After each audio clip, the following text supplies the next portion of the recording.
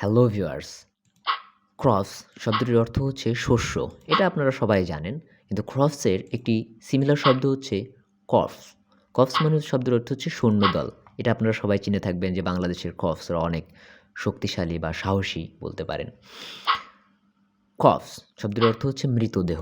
তো আপনারা পিকচারে দেখতে পাচ্ছেন মৃতদেহকে আমরা কর্পস বলতে পারি। তো এই ৩টি শব্দ নিয়ে আমরা একটা সেন্টেন্স তৈরি করব। একটি সেন্টেন্সে আমরা এই ৩টি শব্দই ব্যবহৃত করব। তো চলুন আমরা সেন্টেন্সটি দেখে নেই। The cows got cows from the crops field. অর্থ হচ্ছে সৈন্যদল মানুষের মৃতদেহগুলো কোথা থেকে সংগ্রহ করেছিল? ক্রপস ফিল্ড থেকে বা শস্যক্ষেত্র থেকে। তো বন্ধুরা এই ৩টি শব্দ দিয়ে আপনারাও সেন্টেন্স গঠন করুন এবং আমাদের কমেন্ট বক্সে জানাতে ভুলবেন না। যদি আপনি সেন্টেন্স তৈরি করতে পারেন তাহলে শব্দগুলো মনে রাখতে আপনার অনেক সুবিধা হবে। তো ধন্যবাদ সবাইকে।